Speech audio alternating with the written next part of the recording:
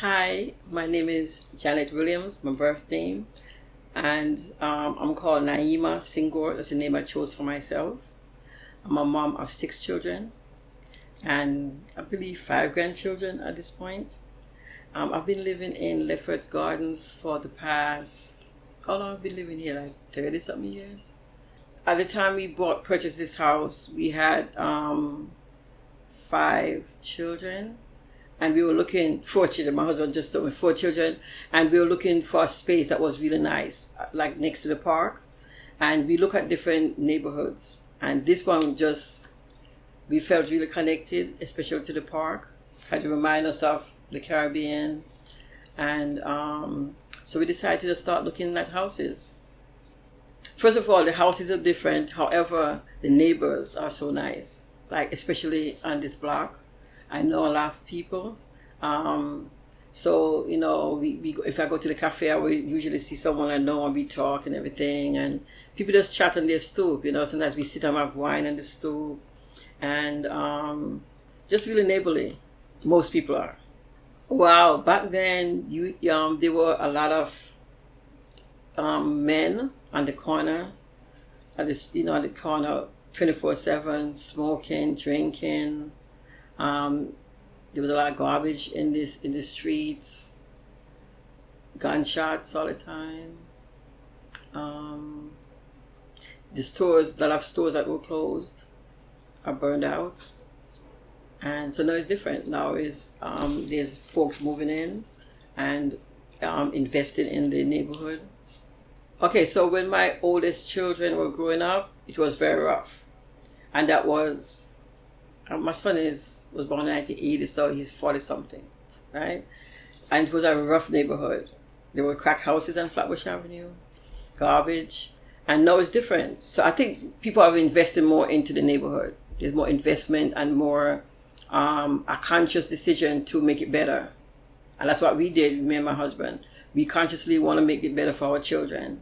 So we do a lot of community program in this house. And we show people how to buy houses. We had programs, mentorship programs for young people.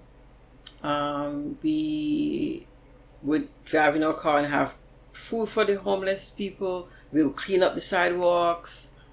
We plant flowers in the different tree. You know where the trees are? Yeah, we plant flowers. So different things. It's bittersweet. It's really great that we are fortunate to purchase when we did, and with the children, and the park is close by, the garden is close by, so I think that those are pluses. Okay, so we have been doing this forever, like community work. I guess I met my husband, like we've been together 35 years. I don't remember. But we've been doing community work from then. We've been doing community work when we had an apartment. We would have people always have gatherings in our apartment to show people what could be better, what's possible. We always had a mentorship program. In this house space right here, we call this the village house, because we are always looking for a space for people to gather with different ideas, and I love to have people with different ideas too. Like a discussion, and we go through go through what is not to say the right answer, but what makes sense. So instead of saying, well, I'm right and you're wrong, let's discuss it. Let's discuss everything, and let's meet at a certain point. We say, you know what, this makes sense, even though it's not what I like, but it makes sense. That's the best answer. How to approach the community, how to approach the neighborhood, So that's what we do here. My latest take right now is the food distribution. And I see from the food distribution that it's not about poor people, it's not about people who are on welfare, it's about everyone. And there's people who's working who needs food, right? So I think I have more of a connection now to see that there's a variety of people who will call me and say, I need food. And those are working people. So I'm more connected because of the need and dependent on each other, and see my children grow up in this neighborhood. and there's people who are looking out for them. So it's a more connection. I know folks. I know like Brenda and different people, Cheryl, and even though they're not in the same block as me, we still be neighbors. If you go to Flatbush Friend of Fridge on Facebook and on Instagram, people who would like to help could connect like that. And the fridge is right at the corner of Maple and Midwood. So folks could get involved by just going there and cleaning up and, help maintain it. Flatbush reminds me of a long-term relationship that you're vested in.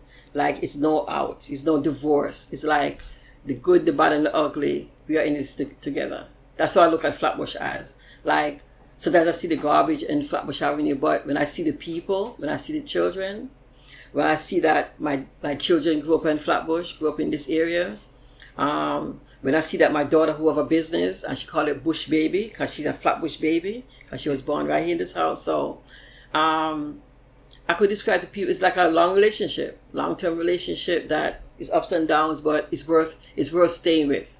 It's worth sticking to. Courageous. Is the courage to stay, stick it out, to stay, yeah. Flatbush is courageous, yeah. When I go to the fridge at 11 o'clock at night, and there's folks out there in the rain helping me to stock the fridge, or another partner of ours, when she's there and she takes, like, I'm at the fridge and I go, and there's other people coming to help. I feel most connected. And having the fridge in front of a cafe that is hosting the fridge, that is paying for the fridge to stay there. I think that I feel really proud of that. What is this cafe? PLG Cafe. It's corner of Midwood and Rogers.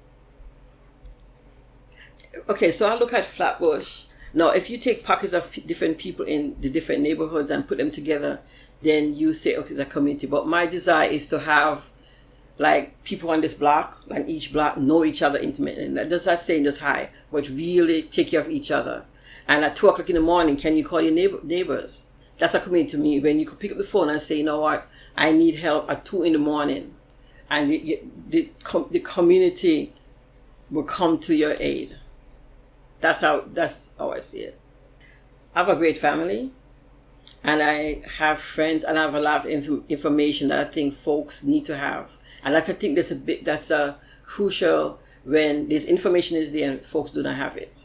So I don't think this stuff is not there, it's the information that is lacking. I think folks need to have that information and have access to it. How most people could have access to it, I'm not sure right now. Because we use social media to get the word out about, like, the food distribution. However, a lot of people don't have social media. Yes. Years ago, we had a fire in this house, and we lost everything. And folks came together and give us blankets and food. And my neighbor, we stayed there for a couple of hours, and I could see community like that, where folks came together. We lost everything in the fire, and folks came together, and we are still here.